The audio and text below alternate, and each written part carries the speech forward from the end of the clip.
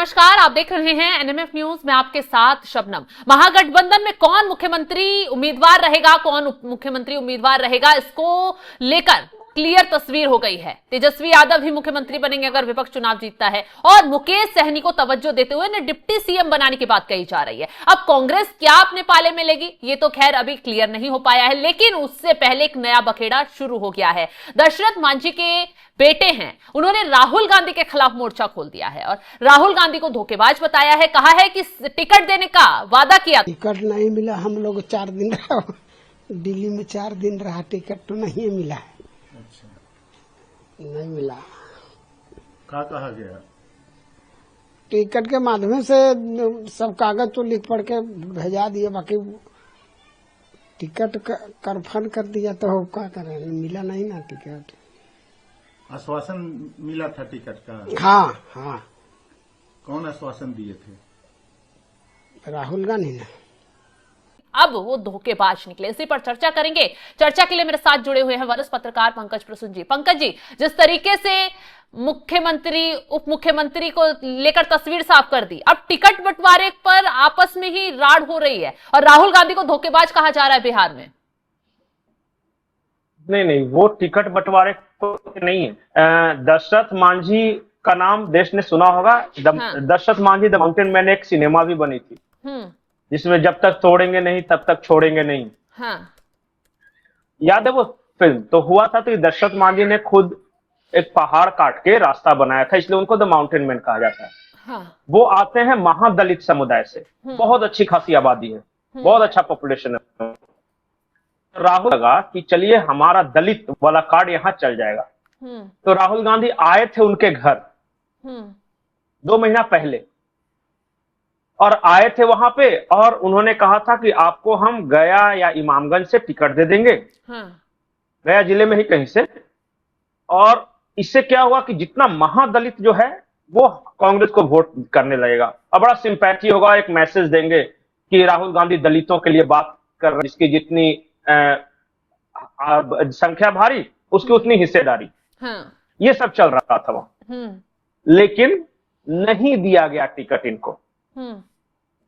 भगीरथ मांझी जो दशरथ मांझी के बेटे हैं, इन्होंने कहा कि मैं दिल्ली में था, 3 दिन तक इंतजार करता रहा, अपॉइंटमेंट तक नहीं मिला।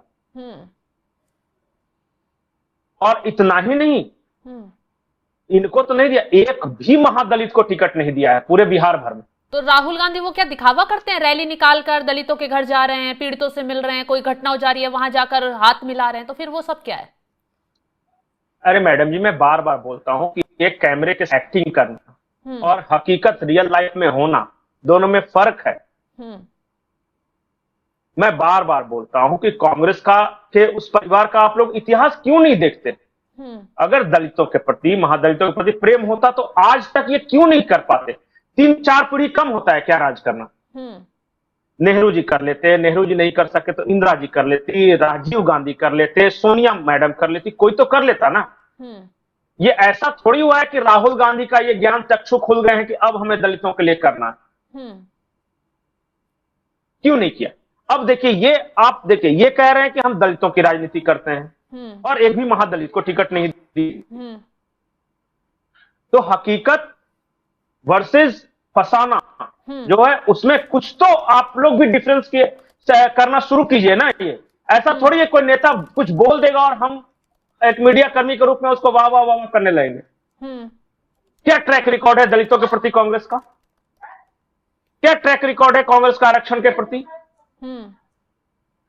बोलते तो खूब, बोलने के लिए तो मैं भी बोल दूं कि सदा सत्य बोलो, हमेशा सत्य की राह पे चलना चाहिए, गरीबों की मदद करना चाहिए, तो बोलने से सिर्फ होगा कि अपने कुछ काम भी करना है उसके लिए। हाँ, स्वर्णों पर क्यों मेहरबान दिखाई दे रही है फिर कांग्रेस?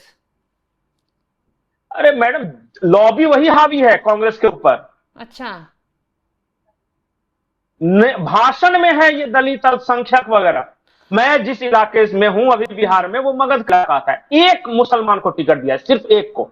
वही मैं उसी पर आ रही थी कि आप राजनीति मुसलमानों की करते हैं, आप राजनीति दलितों की, महादलितों की करते हैं, आप कोई मुद्दा होता है तो मोदी सरकार को उस पर घेरने बैठ जाते हैं, लेकिन जब उनके हक की बात आती है तो आप कहां गायब रहते हैं? कहां घेरते हैं? सिर्फ ट्विटर पे। कितना आंदोलन खड़ा किया।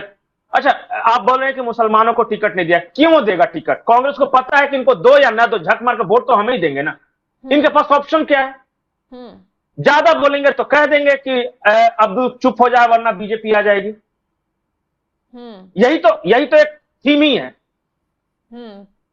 कौन मांगता है? अच्छा बताइए कि कौन सा मुसलमान अपने हक की बात करता है? सही बात वो है। तो वोट 40 साल से सिर्फ इस बात पे दे रहा है ना कि हमको भाजपा को हराना, और तो कोई मुद्दा है नहीं मुसलमानों के लिए। वरना कभी तो सारी अपने लिए सुविधाएं एक मुद्दे जो पर बीजेपी सवर्णों को दे रही है वो दलितों को भी दे रही है, मुसलमानों को भी दे रही है, गरीब हर तबके को दे रही है, फिर दिक्कत कहाँ है? ऐसा मत बोलिए, आपको इस्लाम से खारिज कर दिया जाएगा। ऐसा बोलने वाले को भी खारिज कर देते हैं। पंकज जी, मैं तो इस तरह पढ़ी की लिखी हूँ, बात- समझदार हूँ, तो मैं अपने क्षेत्र के नेता को देखकर वोट देती हूँ, मैं दल को देखकर वोट नहीं देती। मैं इसलिए कह रहा हूं ना कि नहीं, ये समझते हैं कि हमें ऐसा देखना है। हालांकि सिचुएशन, लोग ऐसे, मुसलमान वैसे नहीं है, लेकिन इनको लगता है कि मुसलमान को सिर्फ ये कह देंगे कि हमको अगर नहीं दिया तो बाबू भाजपा आ जाएगा, बस सब मिलके हमको दे देंगे। फिर इनके लिए करने की जरूरत ही नहीं है, न टिकट देने की जरूरत है, न इनके लिए कोई काम करने की जरूरत है। अंत में तो एक ही बात बोलना है ना। मैं आपको एक सिचुएशन बताता हूं। बिहार में मुसलमानों कितनी है? 18% है आबादी, सबसे बड़ी। यादव 13%, जो कि मुख्यमंत्री बनेगा। 2.5% साहनी, वो उप मुख्यमंत्री बनेगा। ये 18% क्यों नहीं कुछ बनेगा?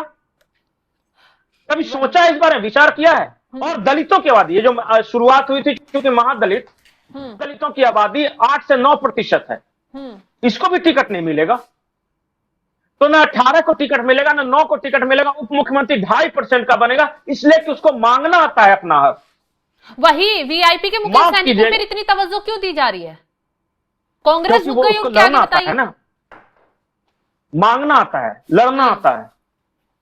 या ये डर दिखाई दे रहा है कि 2-4 सीटें आएंगी, इज्जत भी बचानी है महागठबंधन की, तो अगर एक आध सीटें आ गई तो थोड़ा सा भार बढ़ जाएगा, कहीं मुकेश सहनी भाग ना जाए। आज 4 मुसलमान पटना में प्रेस कॉन्फ्रेंस करके कह दे कि अगर हमें हमारा हक नहीं मिला तो सबक सिखा देंगे, फिर देखिए क्या इज्जत बढ़ती। लेकिन बोलेंगे नहीं, पहले ही से पता है कि सब सरेंडर। तो यही देखिए, मैं किसी के खिलाफ फेवर में नहीं बोल रहा हूं। ये जो दलित की राजनीति या अल्पसंख्यक की राजनीति जो कहते हैं, वो भाषण में कहते हैं। हकीकत देखिए, क्या काम किया है वो देखिए, एनालिसिस कीजिए। मैं बार बार बोलता हूं, दिल से ऊपर दिमाग बनाया है ऊपर वाले ने, तो पहले दिमाग का इस्तेमाल करना, उसके बाद सेंटिमेंट, दिल का इस्तेमाल करना। सही बात है। हम इतने भावुक हैं ना, इतने भावुक हैं कि राजनीति में सिर्फ दिल को आगे बढ़ा के चलते हैं। और एक बात जान जाइए, बिना मांगे तो भीख भी नहीं मिलता इस दुनिया में। सही बात है। अपने हक के लिए तो लड़ना पड़ेगा, छीनना पड़ता है, छीनना पड़ता है। साहनी को छीनना आया तो मिला। आज कांग्रेस में कोई एक महादलित का नेता आप बताइए, एक राजेश राम को सिर्फ चेहरा बना देने से या मल्लिकार्जुन खड़गे को राष्ट्रीय बनाने से दलितों की समस्याएं नहीं सुलझ जाती। या मुसलमान में सिर्फ ऐसे नाम लेने के लिए कि चलो आगे कर दिया। आज देखिए ना क्या हालत है सलमान खुर्शीद की। नौबत तो अब ये महागठबंधन में चल रहा है ना, नेता खुद भी समझ रहे हैं। आपने देखा होगा कि पूर्व सांसद अनिल सैनी ने राजद छोड़ दी, एनडीए के लिए प्रचार करेंगे, तो उन्हें समझ में आ रहा है नेताओं का कि महागठबंधन में चल क्या रहा है, जिसके लिए राजनीति कर रहे हैं उन्हें ही आप ठग रहे हैं। अनिल सैनी पूर्व सांसद हैं और मल्लाह जाति से है, जिसका मुकेश सहनी आते हैं। हाँ। वो आरजेडी छोड़ दिया, आरजेडी ने स्टार प्रचार में था। अभी एक बाइट वायरल हुआ है, मैं आपको भेज दूंगा। वो एक पासवान जाति के नेता हैं कांग्रेस के, बड़े दिवस का झंडा उठा रहे थे। एक भी उस जाति के नेता को टिकट नहीं दिया। कल कृष्णा लवरू के मुंह पे ये बोल रहे थे कि वो टिकट चोर गद्दी छोड़। क्या फायदा भाई? अपने लिए सोचो, अपने कम्युनिटी के लिए सोचो, अपना आगे कैसे बढ़ोगे वो सोचो। बीजेपी को हराने के लिए सिर्फ सोच ही तो रहे हो 30-40 साल से, क्या फर्क पड़ गया? चलिए खैर, इसका चर्चा है, मैं इस बात की चर्चा है। अब इसका नतीजा क्या भुगतेगी कांग्रेस और आरजेडी या महागठबंधन को क्या नतीजा मिलेगा? खैर ये तो चुनाव के बाद क्लियर ही हो जाएगा। फिलहाल तमाम जानकारी देने के लिए पंकज जी आपका बहुत बहुत शुक्रिया। तो देखा आपने, कांग्रेस आरजेडी में अभी तक सीटों को लेकर सहमति नहीं बन रही थी, लेकिन जो टिकट बंटवारे हो रहे हैं उसको लेकर बवाल पहले मच गया है। एक तरफ कांग्रेस के खिलाफ नेता उतर आए हैं, तमाम लोग उतर आए हैं कि आप दलितों को, अगड़ों पिछड़ों को, सबको नकार कर अपने फायदे वाले लोगों को वो टिकट दे रहे हैं। तो इस पर अब सवाल खड़े हो रहे हैं। राहुल गांधी को सीधा सीधा धोखेबाज कहकर दशरथ मांझी के बेटे ने बेनकाब कर दिया। फिलहाल इस खबर को लेकर आप क्या राय रखते हैं, कमेंट बॉक्स में जरूर बताइएगा। तमाम बड़ी खबरों की अपडेट के लिए आप हमारे साथ जुड़े रहें। नमस्कार।